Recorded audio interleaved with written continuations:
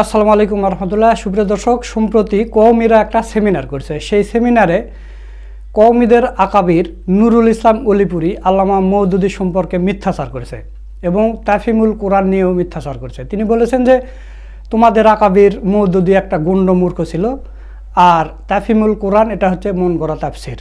তোমাদের আকীদা খারাপ, তোমরা বুঝবা পারলে তোমাদের আমিরই তো গণ্যমূর্খ এবং তোমাদের দলের প্রতিষ্ঠাতা নেতা যেটা, এটা আরো জঘন্যতম গণ্যমূর্খ ছিল।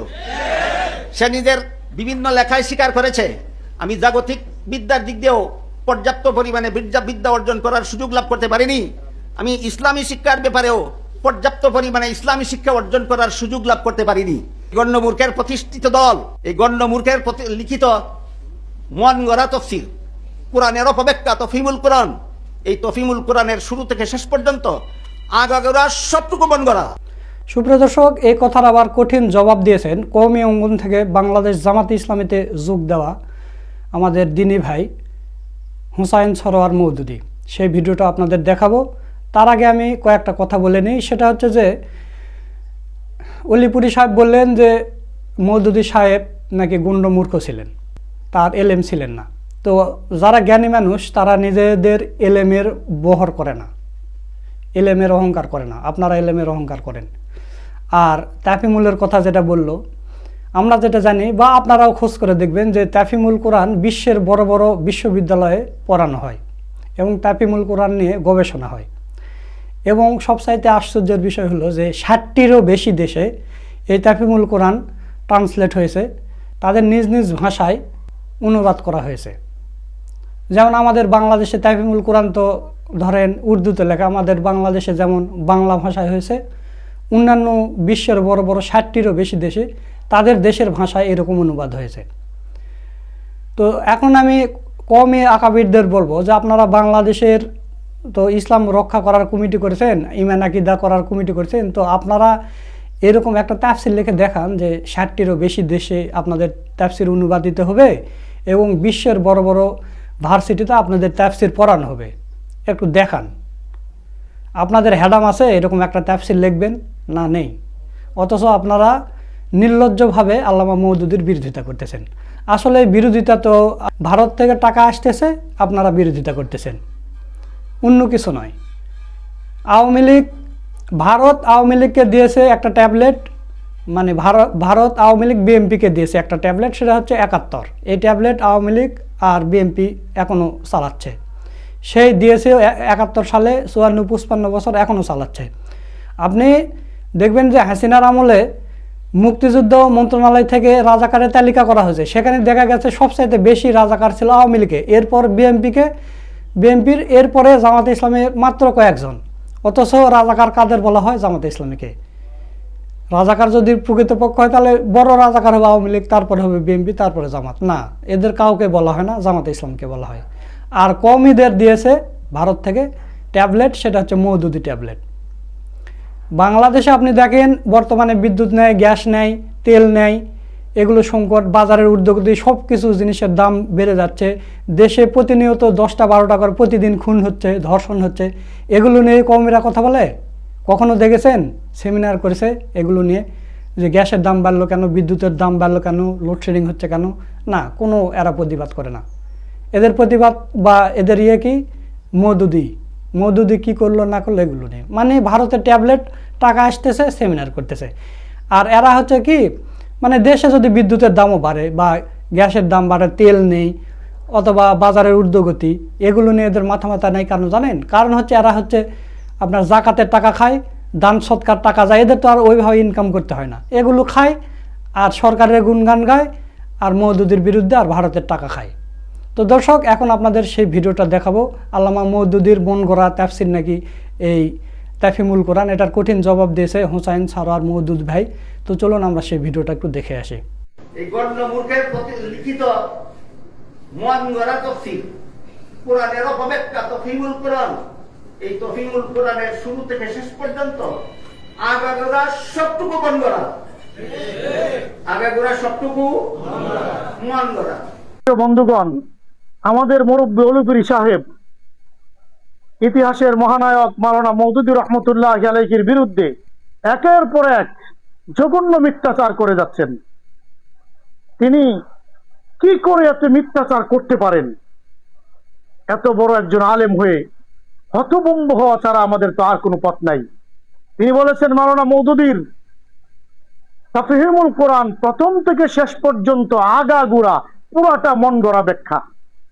আমি আজ আপনাদের সামনে তুলে ধরব অলিপুরি সাহেবের এই কথাটা কত বড় দাজ্জালি একটা কথা, এবং যুগ যুগ মাওলানা মওদুদী রহমতুল্লাহি আলাইহির উপর কত মিথ্যা অপবাদ চাপানো হচ্ছে।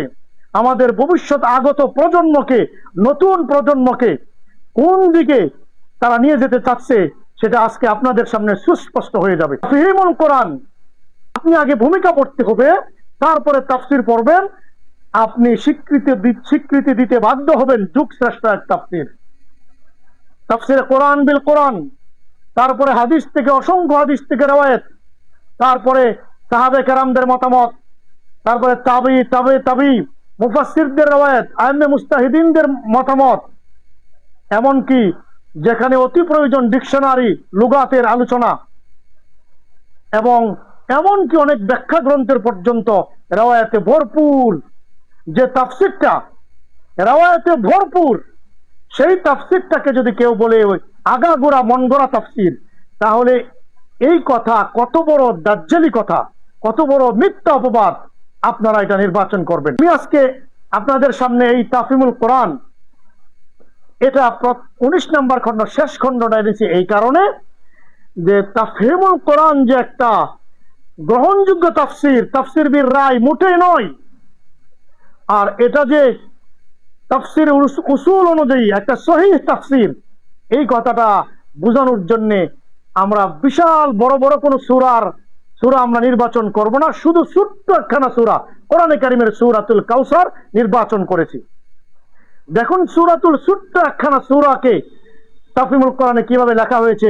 আপনারা পুরো তাফহিমুল কোরআন পড়েন, যত পড়বেন, আমি বিশেষ করে ছাত্র ভাইদেরকে বলবো, যত পড়বেন আপনাদের সামনে তত সুস্পষ্ট হবে অলিপুরি সাহেব এবং তার সাঙ্গপাঙ্গ আকীদার ডিলারেরা মাওলানা মওদুদী রহমতুল্লাহি আলাইহির উপর কত অপবাদ চাপিয়ে দিয়েছে।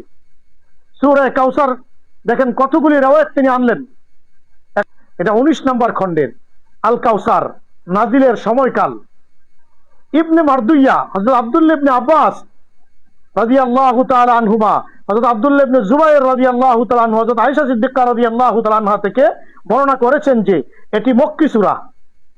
কালবি ও মুকাতিল একে মক্কি বলেন, অধিকাংশ তাফসীরকার ও এ মত পোষণ করেন, কিন্তু হযরত হাসান বসরি, ইকরিমা, মুজাহিদ ও কাতাদা রাহিমাহুল্লাহ একে মাদানী বলেন।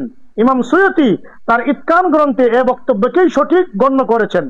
ইমাম মুসলিম ও তার শরহ মুসলিম গ্রন্থে এটিকে প্রাধান্য দিয়েছেন। এর কারণ হচ্ছে ইমাম আহমদ, মুসলিম, আবু দাউদ, নাসাই, ইবনে আবি শাইবা, ইবনুল মুনজির, ইবনে মারদুইয়া ও বাইহাকি ইত্যাদি মুহাদ্দিসগণের আনাস ইবনে মালিক রাদিয়াল্লাহু তাআলা আনহু থেকে বর্ণিত হাদিসটি। এই হাদিসে বলা হয়েছে নবী সাল্লাল্লাহু আলাইহি ওয়াসাল্লাম আমাদের মধ্যে অবস্থান করছিলেন, এ সময় তিনি তন্ত্রাচ্ছন্ন হয়ে পড়লেন। তারপর তিনি মুচকি হাসতে হাসতে তার মাথা উঠালেন। কোন কোন রাওয়ায়াতে বলা হয়েছে লোকেরা জিজ্ঞেস করলো আপনি মুচকি হাসলেন কেন। আবার কোন কোন রাওয়ায়াতে বলা হয়েছে তিনি নিজেই লোকদের বললেন এখন আমার উপর একটি সূরা নাজিল হয়েছে। যাই হোক, দেখেন কতগুলি সাহাবে কেরাম, তারপরে আপনার তাবি, তারপরে বড় বড় মুফাসসিরদের রাওয়ায়াত তিনি আনলেন, হাদিসের গ্রন্থের রাওয়ায়াত আনলেন। এখন উনি বলতেছে আগাগোড়া মন গড়া, অথচ তাফসীরের সম্পূর্ণ উসুল ভিত্তিক কিতাবটি রচিত।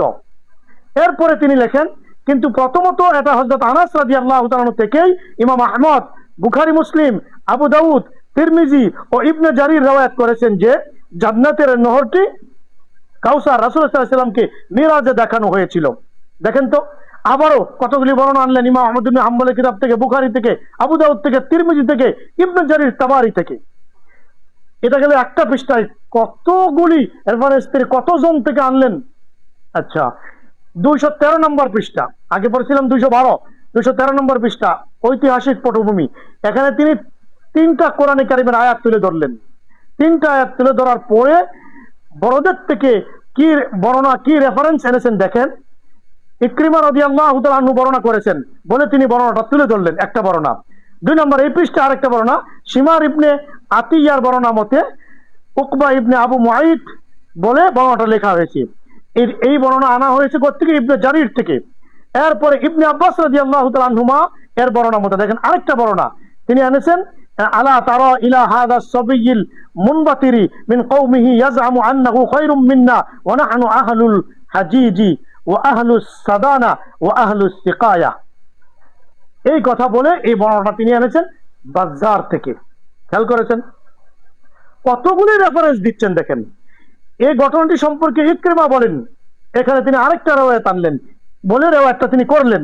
আমি রেওয়ায়াত পড়ছি না, শুধু রেফারেন্স গুলি যে তিনি দিয়েছেন সেটা হলো উদ্দেশ্য।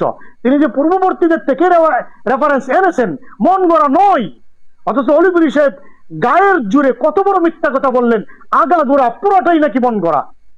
যদি তিনি বলতেন ভুল আছে থাকতে পারে মানুষ হিসেবে, সেটা ছিল ভিন্ন কথা, পুরোটাকেই তিনি অস্বীকার করলেন, কত বড় দাজ্জালি কথা। এরপরে তিনি এই বর্ণনা এনেছেন ইবনে জারির থেকে। এরপরে আরেকটু সামনে কোন কোন রিওয়ায়াতে আরো একটু বাড়িয়ে আসের এ বক্তব্য এসেছে, ইন্না মুহাম্মাদান আবতার লা ইবনা লাহু ইয়াকুমু মাকামাহু বাদাহু ফাইদা মাতা ইনকাতা যিকরুহু ওয়াস্তারাহতুম মিনহু, এই বর্ণনা এনেছেন। এরপরে তিনি আবদ ইবনে হুমাইদ ইবনে আব্বাসের যে রিওয়ায়াত উদ্ধৃত করেছেন এটাও তিনি লিখেছেন। এই গেল শুধুমাত্র ভূমিকার হালত। এই তাফসিরে সূরা কাউসারের ভূমিকায় মাওলানা মওদুদী রাহমাতুল্লাহ আলাইহি যা লিখলেন, যে রেফারেন্স গুলি দিন, আমি শুধু রেফারেন্স গুলি টানলাম, তিনি মন গড়া লিখেছেন না পূর্ববর্তীদের থেকে রিওয়ায়াত এনেছেন, সলফদের থেকে এনেছেন, এটা হলো বোঝানো মূল উদ্দেশ্য। 216 নম্বর পৃষ্ঠায় তিনি আলোচনা করার পরে লিখেন, এই আলোচনাটা আছে কোথায়? মুসলিম কিতাবুস সালাত এবং আবু দাউদ কিতাবুস সুন্নাহ। এরপর আরেকটা আলোচনা লিখে তিনি দলিল দিলেন, কোথায় আছে এটা? বুখারী কিতাবুর রিকাক ও কিতাবুল ফিতান, মুসলিম কিতাবুল ফাজাইল ও কিতাবুত তাহারাত, ইবনে মাজাহ কিতাবুল মানাসিক ও কিতাবুজ যুদ এবং মুসনাদে আহমদ, আব্দুল্লাহ ইবনে মাসউদ রাদিয়াল্লাহু তাআলা আনহুমা, আব্দুল্লাহ ইবনে আব্বাস রাদিয়াল্লাহু তাআলা, আব্দুল্লাহ ইবনে মাসউদ রাদিয়াল্লাহু তাআলা আনহু, তারপর আব্দুল্লাহ ইবনে আব্বাস রাদিয়াল্লাহু তাআলা আনহুমা ও আবু হুরায়রা রাদিয়াল্লাহু তাআলা আনহু বর্ণিত রিওয়ায়াত সমূহ। এরপরে তিনি আরেকটা রিওয়ায়াত আনলেন, ইন্নী ফারাতুল লাকুম ওয়া আনা শাহীদুন আলাইকুম ওয়া ইন্নী ওয়াল্লাহি লা আনজুরু ইলা হাউযিল আন। এই বর্ণনা তিনি করতে আনলেন বুখারী কিতাবুল জানায়েজ, কিতাবুল মাগাজি ও কিতাবুল রিকাক। দেখেন কতগুলি রেফারেন্স তিনি সলফদের থেকে আনতেছেন। এরপর আরেকটা বর্ণনা এনে তিনি করতে আনছেন, আমি শুধু রেফারেন্স গুলি শোনাচ্ছি। বুখারী কিতাবু মানাকিবিল আনসার ও কিতাবুল মাগাজি, মুসলিম কিতাবুল ইমারা এবং তিরমিজি কিতাবুল ফিতান। এরপর আরেকখানা রিওয়ায়াত আনলেন, সেই রিওয়ায়াত তিনি করতে আনছেন বর্ণনা, আমি শুধু রেফারেন্সটা শোনাচ্ছি। আবু দাউদ কিতাবুস সুন্নাহ। এরপরে 217 নম্বর পৃষ্ঠা 216 থেকে শুরু যে রিওয়ায়াতখানা প্রথমে এনেছেন, এটা তিনি করতে আনছেন, শুধু রেফারেন্স শোনাচ্ছি। মুসনাদে আহমদ, আব্দুল্লাহ ইবনে আমর ইবনে আসের রিওয়ায়াত সমূহ। খেয়াল করেছেন? এরপরে তিনি আরেকটা বর্ণনা আনলেন 17 পৃষ্ঠাতেই, সেই বর্ণনা একাধিক কিতাব থেকে এনেছেন। কোত্থেকে? বুখারী কিতাবুর রিকাক, আবু দাউদ তায়ালিসি 995 নম্বর হাদিস, মুসনাদে আহমদ আবু বকর সিদ্দিক ও আব্দুল্লাহ ইবনে উমর রাদিয়াল্লাহু তাআলা আনহুম বর্ণিত রিওয়ায়াত সমূহ, মুসলিম কিতাবুত তাহারাত ও কিতাবুল ফাজাইল, তিরমিজি আবওয়াবু সিফাতিল কিয়ামা এবং ইবনে মাজাহ কিতাবুজ যুহুদ। এরপরে তিনি আরো রিওয়ায়াত আনলেন, সেই রিওয়ায়াত থেকে মুসলিম কিতাবুল ফাজাইল। এরপরে তিনি আরো রিওয়ায়াত আনলেন, সেই রিওয়ায়াত থেকে মুসনাদে আহমদ, আব্দুল্লাহ ইবনে মাসউদ রাদিয়াল্লাহু তাআলা বর্ণিত রিওয়ায়াত সমূহ। এরপরে তিনি আরো রিওয়ায়াত আনলেন, সেই রিওয়ায়াত থেকে আমি রিওয়ায়াত শোনাচ্ছি না, রেফারেন্স বুখারী কিতাবুর রিকাক, মুসলিম কিতাবুত তাহারাত ও কিতাবুল ফাজাইল, মুসনাদে আহমদ, ইবনে মাসউদ, ইবনে উমর ও আব্দুল্লাহ ইবনে আমর ইবনে আস রাদিয়াল্লাহু তাআলা আনহুম বর্ণিত রিওয়ায়াত সমূহ, তিরমিজি আবওয়াবু সিফাতিল কিয়ামা, ইবনে মাজাহ কিতাবুজ যুহুদ এবং আবু দাউদ আত-তায়ালিসি 995 নম্বর হাদিস ও 2135 নম্বর হাদিস। এরপরে তিনি আরেকটা রিওয়ায়াত আনলেন, সেই রিওয়ায়াতের দলিল কি, রেফারেন্স কি? বুখারী কিতাবুল ফিতান ও কিতাবুর রিকাক, মুসলিম কিতাবুত তাহারাত ও কিতাবুল ফাজাইল, মুসনাদে আহমদ, ইবনে মাসউদ ও আবু হুরায়রা রাদিয়াল্লাহু তাআলা আনহু বর্ণিত হাদিস সমূহ, ইবনে মাজাহ কিতাবুল মানাসিক। 218 নম্বর পৃষ্ঠায় লেখেন, ইবনে মাজাহ এ ব্যাপারে যে হাদিস উদ্ধৃত করেছেন তার শব্দগুলো বড়ই হৃদয়স্পর্শী।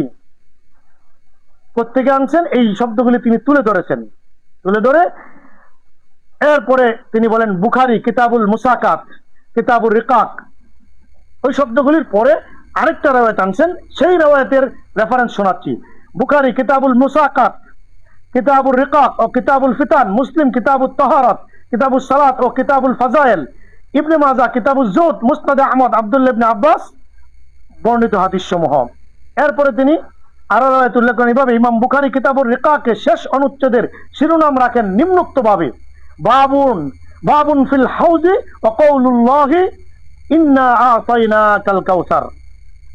আচ্ছা, এরপরে তিনি লিখেন, অন্যদিকে হযরত আনাসের রওয়ায়াত স্পষ্টভাবে বলা হয়েছে বলে তিনি আনাস রাদিয়াল্লাহু তাআলা রওয়ায়াত টানলেন। তারপরে তিনি আবারও লিখেন, হযরত আনাস রাদিয়াল্লাহু তাআলা থেকে এ সংক্রান্ত বহু হাদিস উদ্ধৃত হয়েছে। এর আরেকটু পরে তিনি পুরোপুরি বর্ণনাটা লিখে তারপরে রেফারেন্স দিলেন মুসনাদে আহমদ, বুখারী, তিরমিজি, আবু দাউদ তায়ালিসি ও ইবনে জারির।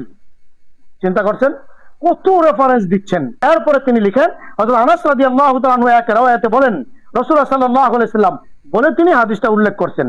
কোত্থেকে এনেছেন সেটা তুলে ধরেছেন, মুসনাদে আহমদ, তিরমিজি, ইবনে জারির। এরপরে তিনি বলেন, মুসনাদে আহমদের অন্য একটি রওয়ায়াতে বলা হয়েছে বলে রওয়ায়াতটি করলেন। এরপরে তিনি বলেন, ইবনে উমর রাদিয়াল্লাহু তাআলা বলেন রাসূল সাল্লাল্লাহু আলাইহি ওয়াসাল্লাম বলেছেন বলে রওয়ায়াতটি লিখেছেন। শেষে রেফারেন্সটা শুধু শোনাচ্ছি, মুসনাদে আহমদ, তিরমিজি, ইবনে মাজাহ, ইবনে আবি হাতেম, দারামি, আবু দাউদ, ইবনুল মুনজির, ইবনে মারদুইয়া ও ইবনে আবি শাইবা। চিন্তা করেন, মন গড়া তাফসীর, মনে যা চাই তাই নাকি লিখেছেন, কোনো নাকি রেফারেন্স তিনি দেন না, পরবর্তী থেকে নাকি তিনি আনেন না। এরপরে একটা সুন্দর করে তুলে ধরে তিনি দলিল দিলেন কোত্থেকে আনছেন, ইবনে জারির ও ইবনে মারদুইয়ার বর্ণনা।